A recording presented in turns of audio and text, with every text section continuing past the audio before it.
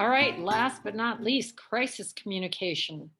And this is one that I think companies really tend to avoid or not want to embrace, but I think it's critical. Um, so what is it? It's a plan to communicate with employees, clients, and customers during a crisis that affects your business significantly. And it really should address, one, what needs to be done as soon as a crisis happens. Two, who needs to be reached and how. And three, and this is probably after the crisis has passed, how to prevent this from occurring if you can in the future. So one thing is having more than one way to contact your staff in an emergency is non-negotiable. You need to get a hold of these people. You need cell phones, you need home phones, you need next of kin information, you need email information. So make sure you have all of the contact information from your staff that is needed to be able to carry out this, this crisis strategy. So a couple things to consider in a crisis. Address the situation head on. A lot of people really would like to stay behind the curtain or stick their head in a hole, but you really need to address it head on. And part of that is if you have emails that have been drafted but not yet sent, you might want to reevaluate that. It might send the wrong message. It might not be the right timing to send it. And again, perhaps consider postponing paid search campaigns and reviewing all marketing strategies. So really you need to be looking at your whole business if something critical happens. Ask. Again, back to this two-way communication, ask your customers what they want and ensuring the messages that are being pushed to them are resonating with them and are giving them the information that they want and need. And, you know, a crisis can be anything. It can be, I mean, I think what we've just come through with COVID has been a crisis. Many of our companies were shuttered. Many of them faced differences in how they were doing business. That's a crisis, and you need to be able to communicate effectively with your customers as you're going through the crisis and keep them posted on what's happening. So a lot of things you can do is create valuable content. So there are points of discussion. So in a crisis, and again, it can be anything. It could be a fire in your shop. It could be, you know, someone died on your staff. I mean, it can really be anything. But so really creating valuable content, points of discussion, lists of valuable resources, and customers at the end of the day should feel reassured and feel validated. And if they have pain points, I mean, if your store isn't open, that's a pain point for them. So you need to help them through all of these pain points. So again, here's that word, be transparent. Your business should be seen as authentic and transparent.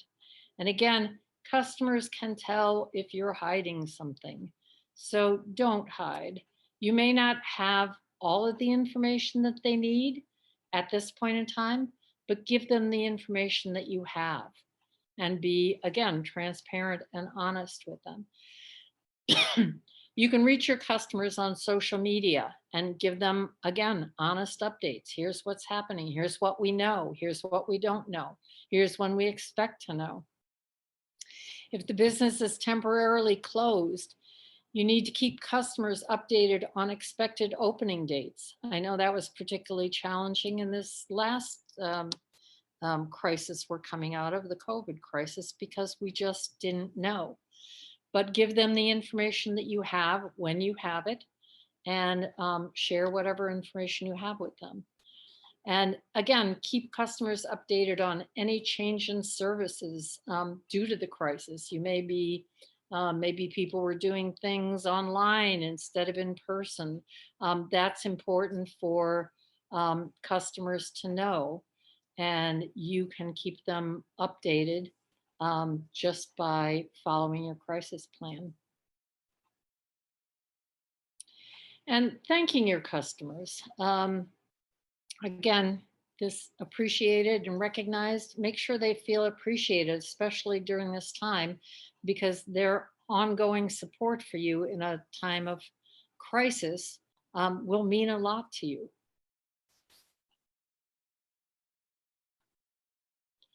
So ultimately, a crisis that you're going to have turns into a PR crisis. So it's really best to pause for a minute, take a moment to consider your best course of action, show empathy and that you understand the issues and are doing everything you can to resolve the issues. Communicate clearly and concisely. And if necessary, bring in the experts. There are PR experts who do nothing but crisis management. And, you know, if you take the time to do a crisis strategy or a crisis document, share it with your team. Don't keep it under wraps. If you're the only one who knows that it's there and you're unavailable, your team doesn't have a crisis plan to follow. So really, and update it from time to time. Pull it out, dust it off, look at it. All right, Ben. So again, once you have a plan, make sure you share it with your team. Make it clear the plan and chain of command, what that is. If you're unreachable, you may be on vacation in the Caribbean and something may have happened in your business. If you're unreachable, it still should be the plan that's followed. It's great if you could identify on your staff a spokesperson who can speak on behalf of your company, because people are going to want to know, people are going to want to hear from you, and make sure that they're prepared and trained. Media training is a very simple thing to do, but without it, people can make grave mistakes. So really, if you are going to identify a spokesperson, and I would highly recommend that you do, really make sure that they're prepared to get up in front of a microphone and address the issues that people are asking of them. And then ultimately recognize that this too shall pass. It's a crisis, but this isn't your norm. You will get back to business if you follow your crisis communication plan.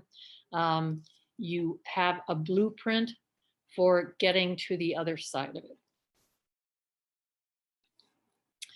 So ultimately, as you can see, having a communication strategy is really important for your business. So we've seen how it can help retain loyal customers. We've seen how it can attract new customers. And we've seen how it can serve you in a crisis situation. And I like this quote, as Winston Churchill stated, "However beautiful the strategy, you should occasionally look at the results." And obviously, if the results aren't what you want them to be, go back to that flexibility and change them. Great. Thank you. I'm up for more questions if you have them. We do have a couple that have come through. So first off here is, can you link some local SEO consultants? Darcy, we will try to source some of those and send them out if that would be helpful following. And also, Maureen, if you have any that you want to refer directly, please feel free to send those along too. Okay. We have the list of attendees for today, so we'll make sure that we get that out to you all. The Mhm. next question here is, when you take a pause, if you think it will take some time, is it okay to say, we're taking some time to think about this and decide where to go from here? Does that open you up to too much influence from outside parties or make you look unprepared? No, I think pausing is probably the right thing to do in a crisis because everyone is in shock. It's not what you expected. You have a plan and you can go to that. But I think at first it's fine to stop. I think it's fine to take a pause and to look around and to think through what's coming your way, what's going to happen, what you need to do, what you need to accomplish. I think that's perfectly fine, and I don't think you should be criticized for that.